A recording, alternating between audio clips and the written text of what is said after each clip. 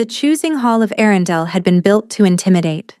Vela felt its weight pressing down on her as she stood among the servants at the back of the cavernous chamber, her hands clasped tight to hide their trembling. Pillars of black granite rose toward a ceiling lost in shadow, and between them, 1,000 candles burned in iron sconces, casting restless light across the faces of the most powerful wolves in the realm. She should not have come. Servants were permitted to attend the Luna selection only to pour wine and carry platters. They were meant to be invisible, forgotten. And Vela had spent the past year perfecting the art of being forgotten. But tonight, something had pulled her from the safety of the kitchens, a whisper in her blood, a tugging behind her ribs that she could not name or ignore. On the raised dais at the chamber's heart, 7 chairs had been arranged in a crescent. 6 were occupied by young women draped in silk and moonstone, their postures rigid with barely concealed tension. The 7th chair sat empty, and beside that empty chair, alone on a throne of carved obsidian, sat the Alpha King's son, Calum. Even from this distance, Vela could see why the candidates refused to look at him. It was not his appearance. He was striking in the way of all dominant wolves, broad-shouldered and sharp-featured, with dark hair that fell across a face built from shadows and angles. No, it was not how he looked. It was how he felt. The wrongness radiated from him in waves, a discordant hum that made Vela's wolf whimper and claw at the edges of her consciousness. That sensation of peering into an abyss, of standing at the edge of something broken and vast. Nerissa of House Solvain, the ceremonial caller announced, "You may approach." The woman who rose was beautiful in the way of winter storms, pale hair cascading over shoulders draped in silver silk. She walked toward Calum's throne with measured steps, her chin held high. But Vela saw her hands. They were shaking. Nerissa stopped 3 feet from the empty chair. Protocol demanded she sit, that she place herself beside the prince and allow the bond testing to commence. Instead, she sank into a deep curtsy. "Forgive me, Your Highness. I am unwell this evening. I cannot fulfill my duty." Vela watched Calum's face for any reaction. She found nothing. His silver eyes remained fixed on some middle distance, as if Nerissa's rejection was simply weather, expected, unremarkable. One by one, the remaining candidates found their excuses. A sudden illness, a spiritual sign advising against the match. Each woman approached, curtsied, and retreated without ever taking the empty seat. High King Tiberan rose from his throne, his weathered face tight with fury. "Is there no woman in this realm with courage enough to sit beside my son?" Silence answered him. Vela's wolf stirred. "Go," it whispered. "Go to him." The thought was madness. She was an Omega, the lowest rank. Worse, she was a rejected Omega, cast aside by her intended mate before the entire Silverpine pack because her wolf was defective. She could not shift fully. She was broken. What could someone like her offer a prince? Go. The pull behind her ribs sharpened into something that burned. Vela's feet moved before her mind granted permission. She was stepping out from the servants' cluster, walking toward the dais. The crowd parted before her with confused murmurs. She heard someone whisper, "Omega," like a curse. She kept walking. The wrongness emanating from Calum intensified with every step. Her wolf should have been cowering. Instead, it pressed forward, straining toward the broken prince like a moth seeking flame. Vela climbed the dais steps. Calum's silver eyes snapped to her face, and for the first time all evening she saw something flicker in their depths. Confusion, curiosity, fear. "What are you doing?" His voice was low, rough. "You should not be here. You should not be able to." Vela sat in the 7th chair. The world shattered. Pain exploded through her chest as something ancient and immense slammed into her consciousness. She heard herself cry out, heard Calum's answering gasp, felt his hand close around her wrist with desperate strength. And then she felt him. Not the wrongness, not the abyss. She felt a soul that had been screaming in isolation for 23 years, a wolf caged behind walls of agony, a heart so starved for connection that her presence had cracked it wide open. Mate. The word thundered through their bond like a war drum. Mate. Mate. Mate. Golden light erupted from the place where his skin touched hers, blazing bright enough to blind. The crowd screamed. Somewhere, glass shattered. Vela looked into Calem's eyes and saw them flooded with color. No longer empty silver, but burning amber, alive with an emotion so raw it stole her breath. You, he whispered. I can feel you. I can feel you. Impossible, someone was shouting. An Omega cannot bond with royal blood. Witchcraft, another voice snarled. She has enchanted him. Do not let go, Calem breathed. Please, whatever happens, do not let. Hands seized her shoulders and ripped her backward. The bond screamed. Vela hit the stone floor hard enough to drive the air from her lungs. Guards surrounded her. Through their legs, she could see Calem fighting to reach her, two massive wolves pinning him to his throne while he thrashed and snarled. Vela! He knew her name. She had never spoken it, but the bond had given it to him. Seize the witch, High King Tiberin commanded. She has violated the sacred rite with dark magic. Through the ringing in her ears, she heard Nerissa's voice, smooth and satisfied. I saw her lurking near the ceremonial wine earlier, Your Majesty. Who knows what poison she may have slipped into the prince's cup? Lies. All lies. But the king's face had already hardened into judgment. Take her to the eastern cells. She will be executed at dawn. Father, no! Calem's roar shook the hall. The wolves pinning him were thrown aside as something inside him unleashed, something vast and terrible and magnificent. For one heartbeat, Vela saw his wolf. Not broken, not wrong, immense. Then a blade hilt struck her temple, and darkness swallowed her whole. She woke to rough hands dragging her through a servant's corridor, her head pounding, her wrists bound. Two guards pulled her toward a door she recognized, the passage to the eastern tower, the cells, the execution block. A figure stepped from the shadows ahead. Release her. The figure moved faster than Vela's eyes could track. Two soft sounds like sighs, and both guards crumpled to the floor. Mira, the old healer who worked in the kitchens, stood over their unconscious bodies with a blade in her weathered hand. Foolish girl, Mira muttered, cutting Vela's bonds. I told you to stay hidden. I told you the selection was no place for broken things. The bond. I know what the bond did. Every wolf in the castle felt that light. Mira gripped her arm. The Solvanes have been planning this for years. They will not let you live to challenge Nerissa's claim.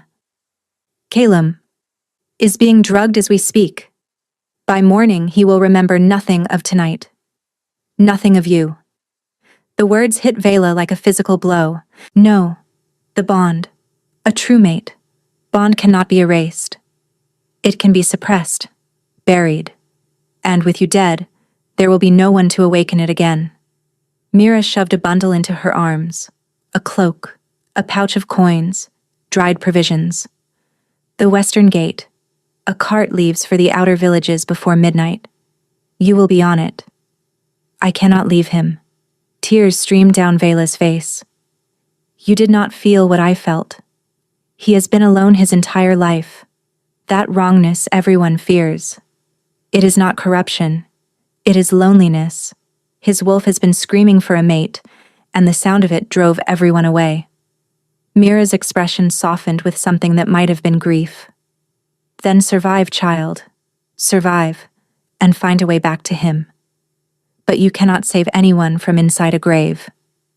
Vela pulled the cloak around her shoulders, her hand pressed to her chest where the bond still flickered like a wounded star. Will you tell him? If he remembers anything, will you tell him I did not choose to leave? I will tell him what I can. Mira pushed her toward the stairs. Now go. Vela ran, through winding corridors and moonlit courtyards, until she reached the western gate and the waiting cart. She climbed aboard without looking back. But as the cart rolled beyond the castle walls, Vela felt something through the bond that made her heart crack. Kalum, fighting the drugs flooding his system. Kalum, screaming her name into the void between their souls. And then, silence. The bond did not break, but it went quiet, like a candle flame starved of air. Vela pressed her face into her cloak and wept. 4 months later, Vela had almost convinced herself she could survive this. The village of Brindlewood clung to the edge of the thornwood forest like a creature afraid of the dark. It was small, poor, and forgotten, which made it perfect for a woman who needed to disappear. She had arrived in the depths of winter with nothing but Mira's coins and a story about a dead husband. The villagers had accepted her readily enough when they learned she knew herbcraft. Now she was simply the widow who lived in the cottage by the mill, the quiet woman with sad eyes who delivered tonics and poultices and never spoke of her past. Vela stood at her window, watching the first green shoots of spring push through the thawing earth, one hand resting on the swell of her belly. 4 months. The child had quickened last week. A flutter at first, like the brush of moth wings, then stronger movements that took her breath away. The village midwife had commented on her size, had wondered aloud if there might be twins. She knew what grew inside her, had felt the impossible truth resonating through the bond that still lived in her chest. Calum's child. Conceived in the single moment their souls had touched, when the bond had blazed between them with enough power to shake the foundations of the choosing hall. The healers would say it was impossible, that a bond unconsummated could not create life. But the bond had not cared about what was possible. Vela traced circles on her stomach, feeling an answering movement beneath her palm. "Your father does not know you exist," she murmured. "He may not even remember that I exist, but I will keep you safe. I swear it." The bond flickered. She froze. 4 months of silence, 4 months of that terrible, airless quiet that told her Calum was lost somewhere beyond her reach. But tonight, something stirred. A pulse, faint as a heartbeat heard through water. Then another. Vela's hand flew to her chest. "Calum?" Nothing answered. But the bond remained awake, trembling with an awareness it had not held since the night she fled. He was still in there, still fighting. The mark on her inner wrist, the place where his hand had gripped her during the bond's awakening, had never faded. It should have. Incomplete bonds were supposed to dissolve within weeks. Instead, the mark had darkened, deepened. Some mornings, she woke to find it warm, as if his fingers had just released her. Something was wrong with the suppression, or something was right. The bond pulsed again, stronger this time, and somewhere, impossibly far away, she could have sworn she felt Calum calling her name. The news arrived with the spring traders. Vela was kneeling in her small garden when she heard the commotion in the village square. Shouts and gasps, and the kind of urgent chatter that meant something significant had happened. A crowd had gathered around a trader's wagon. The man atop it was speaking in breathless tones. "Seen it with my own eyes, I swear it. The prince has gone feral." Vela's blood turned to ice. "Feral?" someone asked. "The Alpha King's son?" "Aye, the cursed one. They say he broke free of whatever was holding him 2 weeks past, tore through the castle like a demon, injured a dozen guards and nearly killed his own father. Now he stalks the kingdom in wolf form and no one can bring him back. They say he is searching for something. Someone. But no one knows who." The bond in Vela's chest roared to life. Pain and longing and desperate clawing need flooded through her with such intensity that she stumbled. Calum had broken free. The drugs, the suppression, whatever the Solvanes had done to bury the bond, he had torn through it by sheer force of will, searching for her. "What of the kingdom?" another villager was asking. "Chaos," the trader said grimly. "The Solvanes have declared themselves regents. Their daughter Nerissa rules in all but name. Taxes have doubled. The harvests are being seized. and any wolf who speaks against them disappears in the night." The child in her belly kicked sharply. "They say there is a reward," the trader continued. 10,000 gold pieces for information about a woman. No name, no description, only that the prince screams for her when the moon is full. 10,000 gold. Enough to buy loyalty from anyone. Vela backed away from the crowd slowly, carefully. She needed to think. Needed to plan. Needed to... She stopped. At the edge of the village where the road emerged from the forest, 3 figures stood watching. They wore traveling cloaks with hoods drawn low, but Vela could see the glint of weapons at their hips. And they were looking directly at her. The bond in her chest screamed a warning. Run! But before she could move, the lead figure pushed back his hood, and Vela found herself staring into a face she recognized. Cormac, first beta of Arendelle, the man who had served beside Calum since childhood. His amber eyes met hers across the village square, and in them, she saw something that made her heart stop. Recognition, hope, and fear. Widow Wren. His voice carried just far enough for her to hear. "We need to talk. Quickly. Before the Solvane hunters reach this village." Vela led Cormac to her cottage, her mind racing with every step. Once inside, Cormac's eyes swept her small home before settling on her swollen belly. Something flickered across his weathered face. Shock. Then understanding. "The bond," he said quietly. "It truly took hold. You knew what happened that night, and you let them drag me to the cells? I knew nothing until it was too late." Cormac raised his hands. "The Solvanes moved faster than anyone anticipated. By the time I reached the hall, you were gone, and Calum was what? Screaming. Fighting. It took 8 wolves to hold him down long enough for their healers to administer the serum." Cormac's amber eyes were haunted. "I have served beside him since we were boys. I have never heard a sound like that." "They told the kingdom you were a witch," Cormac continued, "that you had ensnared the prince with dark magic. The Solvanes had been whispering in the king's ear for years, convincing him that Calum's condition made him unfit to rule, that Nerissa would steady him. His condition." Vela's voice was bitter. "You mean the loneliness that everyone mistook for corruption?" Cormac went still. "You felt it. What he truly is." "I felt everything. His wolf is not broken, Cormac. It is vast, immense, the wrongness that drives people away. It is the sound of a soul crying out for connection so loudly that weaker wolves cannot bear it. And you could bear it.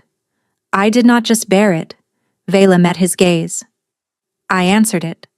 "The serum should have worked," Cormac finally said. "But Calum fought it. Every day, every hour, clawing at the walls they built inside his mind. 2 weeks ago, the bond itself began fighting back. Your connection refused to be erased." Vela thought of the mark on her wrist, the warmth she woke to some mornings. He broke free during a council meeting, shifted without warning and attacked Lord Sylvain directly. Cormac stepped closer. "He is coming here, Vela. The bond is guiding him like a beacon." Her heart stuttered. "How long?" "Days. Perhaps hours. But the Solvanes have sent hunters, wolves loyal to Nerissa, commanded to find you before Calum does." "Find me and do what?" Cormac's expression answered before his words did. "If you die, the bond dies with you. Calum's wolf will have nothing left to search for. They believe the grief will destroy him completely." His hand closed around her arm. "They do not know about the child, but if they discover it, a royal heir. Proof the bond was real. A threat to everything the Solvanes had built." "How close are the hunters?" Vela whispered. The cottage door exploded inward. Splinters of wood rained across the room as 3 wolves in human form stormed through the ruined doorway. Cormac moved with blinding speed, placing himself between Vela and the attackers. Steel sang as he drew his blade. "Run!" he roared. "The back window, go!" But the lead hunter had already spotted her belly, his eyes widening with vicious delight. Well, well, the witch carries a bastard. Lady Nerissa will want to hear about this. Lady Nerissa will hear nothing from corpses. Cormac snarled. He lunged. The cottage became chaos. The crash of bodies against furniture, the grunt of impact, the wet sound of blade meeting flesh. Cormac fought with brutal efficiency, but he was outnumbered. Glass shattered behind her. She spun to see Cormac pinned against the wall, a hunter's blade pressed to his throat, while the other two advanced toward her. The beta dies if you run, the lead hunter said calmly. Cooperate, and we might let him live long enough to watch you burn. Vela's wolf stirred inside her, that broken, defective creature that had never been strong enough to shift fully. But something else stirred too. The child. Power rippled through her belly, foreign and familiar all at once. It felt like Calum, that immense, aching vastness, but younger, rawer, untamed. Stay back, Vela heard herself say. Her voice carried harmonics that did not belong to her. The hunters hesitated. Golden light sparked at her fingertips. What? The lead hunter's confidence cracked. What is she doing? Vela did not know. The power was not hers to control. It belonged to the child, to the bond, to something ancient that had been woken by the selection and refused to sleep again. She raised her hands. Light erupted from her palms, slamming into the nearest hunter with enough force to throw him through the cottage wall. The second hunter shifted mid-leap, his wolf form lunging for her throat, and was caught in mid-air by jaws that materialized from the shadows. A wolf the color of midnight burst into the cottage. He was enormous, larger than any wolf Vela had ever seen, his shoulders nearly reaching her chest, his eyes blazing with silver fire that held no trace of emptiness. The hunter in his jaws did not even have time to scream. Calum dropped the body and turned to face the remaining attackers. The lead hunter ran. He made it 3 steps before Calum caught him. When silence finally fell, the massive wolf stood inches away. Blood matted his dark fur. His sides heaved with exertion. But his eyes were fixed on her face with an intensity that stopped her heart. Mate. The word echoed through the bond, raw and desperate and wondering. Found you. Finally found you. Vela could not speak. 4 months of grief, of hiding, and now Calum stood before her, his wolf form trembling with exhaustion and emotion. Calum, she finally whispered. A shudder ran through his massive body. The shift began, fur receding, bones reshaping, until a man knelt in the wreckage of her cottage. He was thinner than she remembered. Scars she did not recognize marked his arms and chest, evidence of the battles he had fought to reach her. But he was here. I thought I dreamed you. His voice cracked. They told me you were not real, that my broken mind had invented a mate to ease its suffering. His hand reached toward her face, stopping inches from her cheek. But I remembered your eyes. I remembered. His gaze dropped to her belly. He went utterly still. Vela. Her name was a prayer on his lips. Are you? She took his hovering hand and pressed it to the swell where his child grew. The baby kicked. A sound escaped Calum. Half laugh, half sob. He fell forward, his forehead pressing against her stomach, his shoulders shaking. They told me the bond was false. I believed them for so long. I let them poison my mind because the alternative, that my true mate had been stolen from me, was too painful to bear. Vela's fingers threaded through his tangled hair. I did not leave by choice. They would have killed me. I know. He looked up at her, tears streaming down his face. I know everything now. When the serum finally broke, the memories returned. I saw what they did to you. Calum. First, I need to know. He rose to his feet, cupping her face in trembling hands. The bond that night, what you felt when you sat beside me, was it real? Or did I somehow force it onto you? Vela silenced him with a kiss. The bond ignited between them, that river of golden light that had first blazed in the choosing hall. She felt his shock, his desperate hope, his overwhelming love flooding through the connection. Real, she told him through the bond. It was always real. I will always choose you. When they finally broke apart, Caleb was weeping openly. My mate, he breathed. My perfect, brave, impossible mate. Behind them, Cormac cleared his throat. Forgive the interruption. The beta's voice was strained, blood seeping through his fingers where he pressed his side. But those hunters were only the advance party. The main force is less than an hour behind. Caleb's arms tightened around Vela. Then we move. Now. I have allies gathering in the northern territories. We make for the Ashwood stronghold. Will you come with me? He asked quietly. I will not force you. I already told you. Vela took his hand, lacing their fingers together. I choose you. Whatever comes, we stand together. The smile that broke across Caleb's face was like sunrise after endless night. They traveled through the night, moving deeper into the wild forests that bordered Arendelle's northern territories. Cormac rode ahead, scouting the path. Caleb had found a horse from a sympathetic farmer, and Vela rode before him, cradled against his chest. His hands rested on the curve of her belly as if he could not bear to stop touching the proof of what grew within her. I need to tell you something, he said quietly, about what happened after you left. Cormac told me some of it. Cormac does not know everything. His arms tensed around her. The serum they gave me, it did not simply suppress the bond.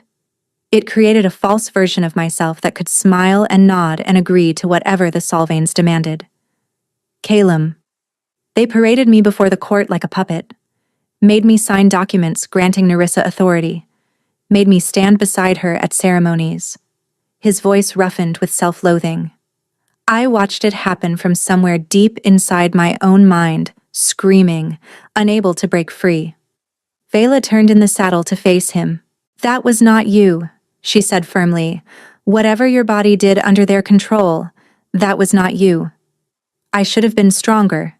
If I had broken free sooner, you would not have spent 4 months alone, carrying our child in hiding, believing I had thrown you away. Vela cupped his face in her hands. Listen to me. I sat beside you that night because something in my soul recognized something in yours. Not the prince. Not the power. You. The man who had been screaming into the void for 23 years, waiting for someone brave enough to answer. Tears slipped down his cheeks, but he did not look away. We are not broken, Caleb. We are simply different, and our differences found each other. He kissed her then, deeply, desperately. The bond blazed between them, golden threads weaving tighter with each heartbeat. When they parted, his forehead pressed to hers. I love you, he whispered. I loved you before I knew your name. I will love you until the stars themselves burn out. I love you too. I never stopped. But as dawn broke over the forest canopy, Cormac came galloping back with fear etched across his face. The Ashwood stronghold, he gasped. The Solvanes reached it first. Caleb went rigid. That is impossible. The Northern Lords are loyal. Lord Ashwood's daughter was taken hostage 3 days ago. He had no choice but to open his gates. Cormac's voice was heavy with dread. Nerissa herself leads the force. She has declared that any wolf who shelters you will see their families executed. How many hostages? 47. Mostly women and children. 47 innocents, held as leverage against a prince who would burn the world to protect his mate. She wants me to surrender, Caleb said flatly. She wants you dead. But she knows you will not walk willingly into a trap. There is no other way, Vela said quietly. Not one that does not end with innocent blood. Caleb spun her to face him. Do not even think it.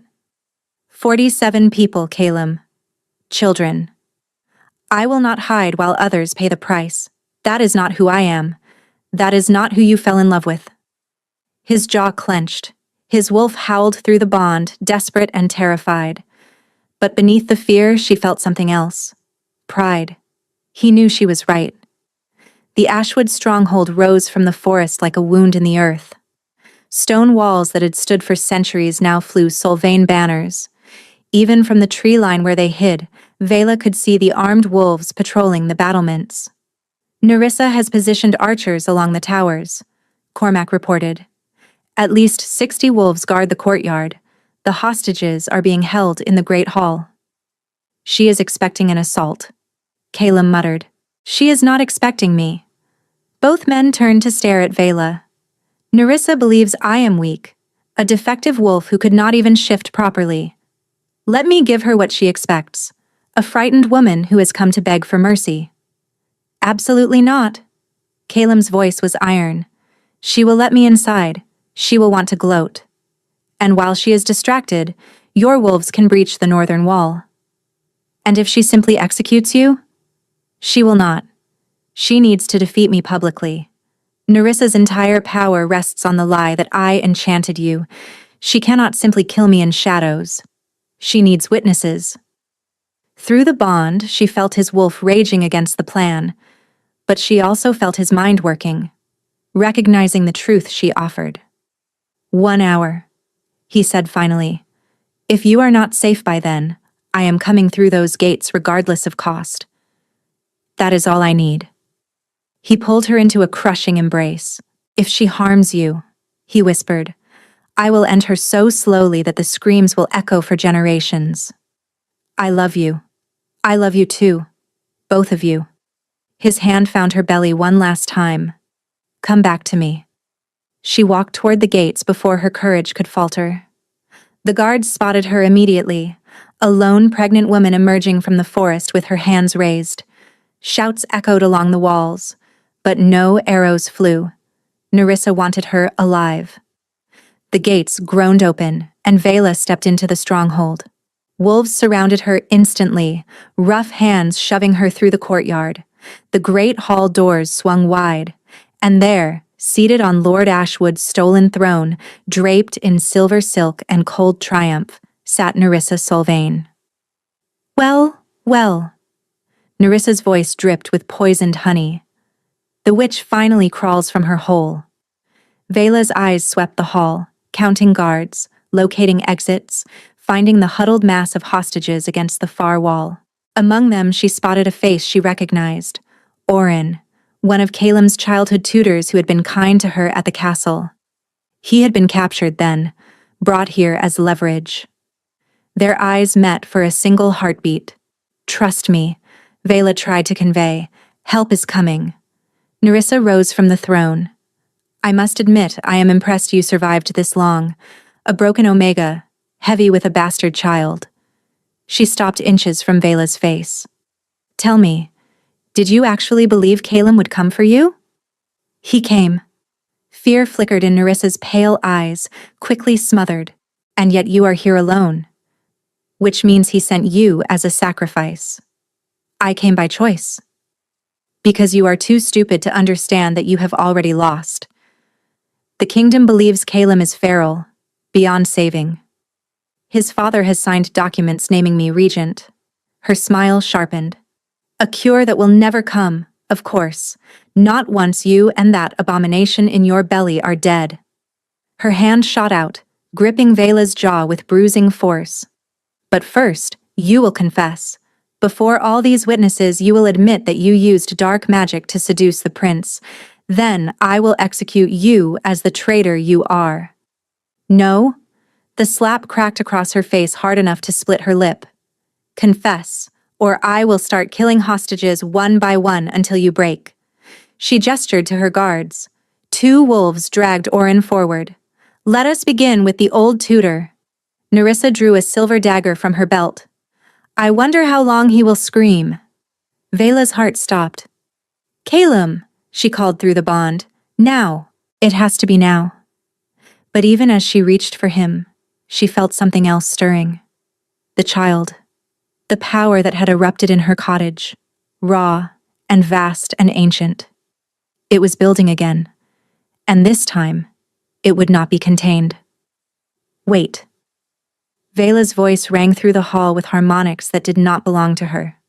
Nerissa paused, the dagger inches from Orin's throat. Confusion crossed her expression, then unease. What trick is this? No trick. Vela stepped forward, and the guards who moved to stop her stumbled backward.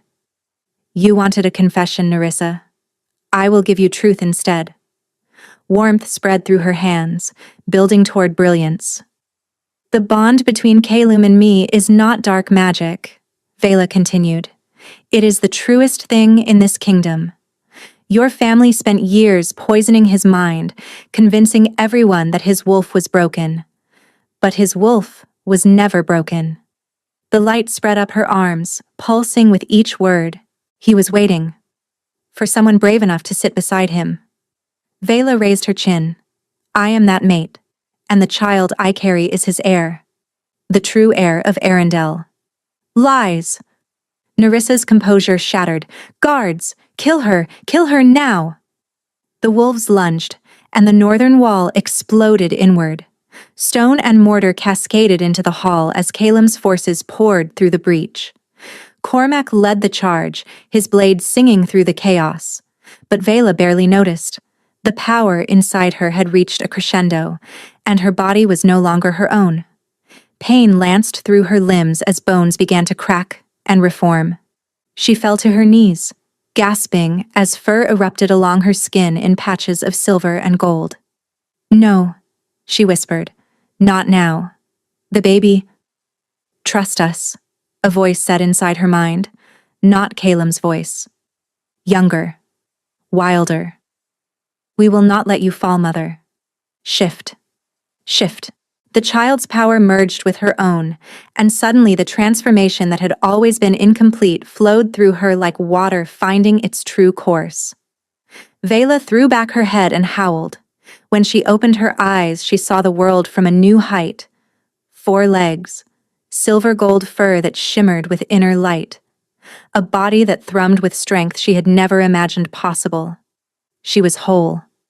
Across the hall, Nerissa stared in horror. Impossible. You were defective. You could not... Vela's wolf lunged. Her jaws closed around Nerissa's wrist, forcing her to drop the dagger. The taste of Solvain blood filled her mouth. Nerissa screamed and shifted. Her wolf was large, trained for combat. But it was nothing compared to what Vela had become. They clashed in the center of the hall. Nerissa fought with desperate fury, but Vela fought with something stronger. 4 months of hiding. 4 months of protecting her child alone, while this woman tried to destroy everything she loved. Vela's jaws found Nerissa's throat. She could end it. 1 bite, and the woman who had caused so much suffering would be gone. Do it, her wolf urged. Justice. Vengeance. End her. But through the chaos, she felt the child, warm and steady in her belly, somehow untouched by the transformation. Mercy, the young voice whispered. Not for her. For yourself. For who you want to be. Vela released Nerissa's throat. The woman collapsed, whimpering, blood pooling beneath her ruined neck. Not a killing blow. But she would never speak clearly again. Never command wolves with that honeyed, poisonous voice, a fitting punishment for a woman who had built her power on lies. Through the chaos, a massive black wolf shouldered toward her. Calum.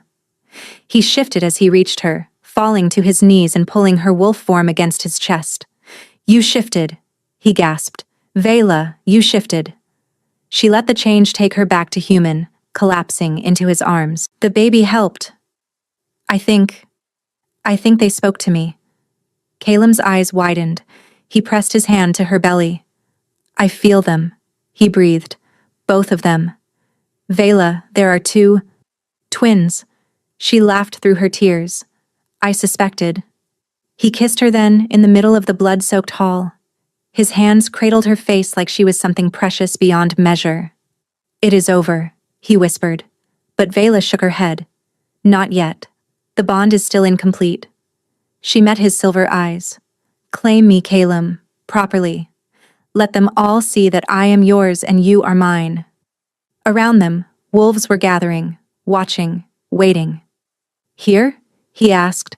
Now? Here, now. before witnesses so no one can ever question it again. Caleb's wolf rose in his eyes, silver blazing to gold. Then bare your throat to me, my love. Vela tilted her head back. His teeth sank into the junction of her neck and shoulder. The bond completed with a surge of golden light that illuminated every corner of the hall. Vela felt their souls merge completely. Every memory, every emotion laid bare. She saw herself through his eyes. Not broken, never broken. Beautiful and fierce and his. And he saw himself through hers. Not cursed, not wrong. A wolf whose soul had simply been too vast for anyone but her to hold. When he released her, a perfect mark remained on her skin. Vela reached up and pulled his mouth to her throat once more. Now me, she said. I claim you too. Her teeth found his flesh, and the bond sang. In the weeks that followed, Arundel transformed.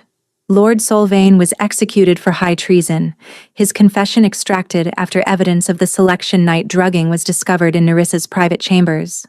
The remaining Solvanes were stripped of titles and lands, scattered to the winds as packless wolves, the worst fate their kind could imagine. Nerissa herself was confined to a remote tower, her ruined throat a permanent reminder of her crimes. Some called for her death, but Caleb had deferred to Vela's judgment. Let her live, Vela had said.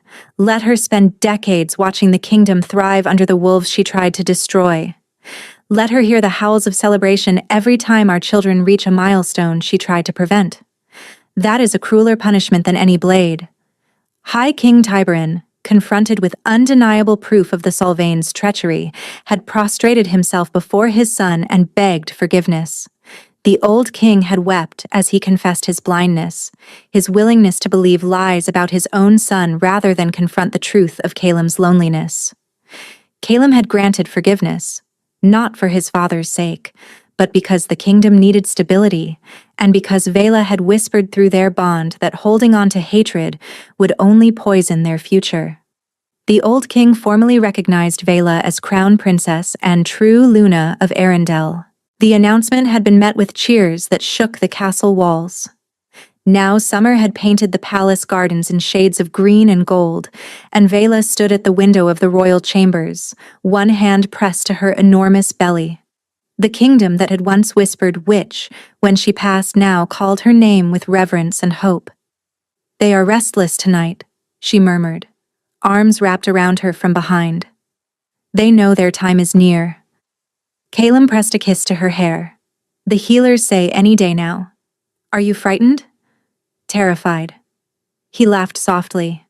I have faced assassins and traitors and my own feral wolf. None of it compares to the fear of becoming a father. Vela turned in his arms. You will be wonderful. You cannot know that. I know you. She cupped his face. That man will be an extraordinary father. A sharp pain lanced through her belly. She gasped, gripping Caleb's arms as a second wave followed. The babies. They are coming. The next hours blurred into pain and pressure, and Caleb's hand gripping hers. The healers had wanted him to wait outside. I will not leave her, he had snarled, and no one had dared argue. When the first cry split the air, high and strong and impossibly beautiful, they both wept. A boy? The healer announced. Dark hair, silver eyes that would later turn to amber. The second came minutes later. A girl. Smaller than her brother, but her cry was fiercer. Her eyes held flecks of gold amid the silver. Caleb gathered all three of them into his arms and buried his face in Vela's hair. Thank you, he breathed. For sitting beside me, for choosing me when no one else would. For giving me a family I never dared dream I could have. I would choose you again, she whispered. In every life, in every world, I would always find my way to that empty chair. The coronation took place on the autumn equinox, when the light and dark held perfect balance, a fitting symbol for a king and queen who had found harmony through chaos. Vela stood beside Caleb on the great dais of the choosing hall. The same hall where their bond had first ignited, where she had walked toward the wolf everyone feared and changed both their destinies forever. The pillars of black granite still rose toward shadows, but now they were draped in banners of silver and gold. The candles still burned in iron sconces, but their light felt warm rather than menacing. The high priestess lowered twin crowns onto their heads, matching circlets of woven silver set with moonstones that caught the light like captured stars. By the blessing of the moon and the witness of the pack, I crown you Calum, Alpha King of Arendelle, and Vela, Luna Queen. May your bond light the way for generations to come. Cheers erupted, not the polite applause of nobles performing obligation, but the full-throated roar of wolves who had witnessed miracles and believed in love again. And in the front row, held in the arms of their nursemaids, 2 infants watched with wide, knowing eyes.